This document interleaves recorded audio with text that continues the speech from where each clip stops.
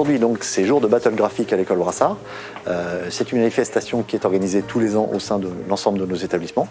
Le but de cette journée, c'est de permettre à nos jeunes de se confronter sur un sujet qu'ils ne connaissent pas, qu'ils vont découvrir tout à l'heure. Cette battle prend une dimension particulière cette année, puisqu'on est dans un contexte un peu particulier de Covid. Alors l'école Brassard résiste d'une certaine manière, puisque nous avons des dérogations pour maintenir nos enseignements et pour nos étudiants, et pour nous, ça avait plus de sens encore cette année que les autres années, puisque on voulait aussi profiter de cette journée pour être un peu festif, remonter un peu le moral des troupes, reprojeter nos jeunes aussi dans une espèce de perspective, dans une compétition joyeuse.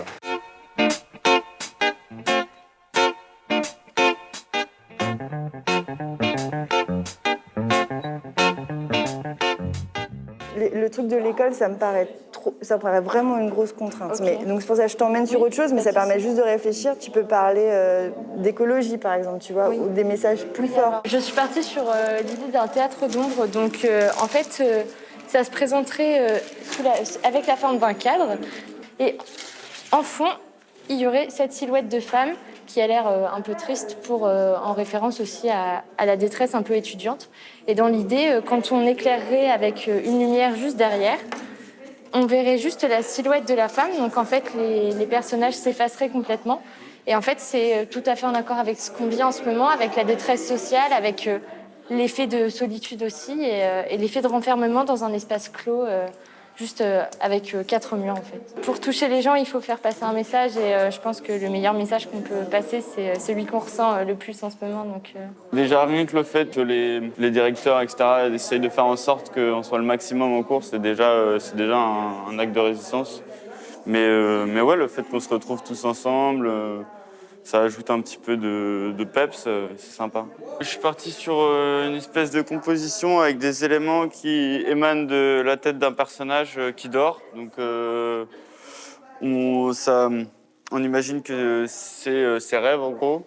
En fait, vu que la lumière vient de devant elle, elle est en arrière, elle est en contre-jour, pardon. Oui. Donc il doit y avoir ce petit liseré qui dessine son contour. Et c'est une super bouffée d'oxygène pour les étudiants. Ils ont des pressions qu'on connaît tous, entre guillemets psychologiques, d'isolement, etc. Et ils ont aussi une obligation de résultat avec les projets qu'on leur fait faire. Et aujourd'hui, c'est la récréation créative. J'ai décidé de reprendre un tableau connu. Donc, La naissance de Vénus, c'est un tableau que tout le monde connaît.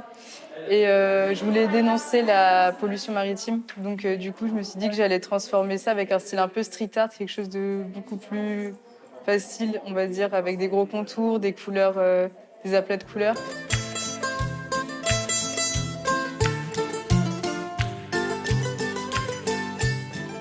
J'ai un peu peiné à trouver une idée, mais au final, j'ai voulu jouer avec les contrastes et jouer avec des techniques que je maîtrise un peu mieux que sur ordinateur, etc. Et moi, le thème, je suis partie un peu sur les démons intérieurs qu'on peut avoir. Donc, je voulais jouer avec le contraste entre les couleurs, l'extérieur. Et là, du coup, dans ma fumée, il y a du trélisme, mais je joue un peu sur les démons qu'on peut enfermer.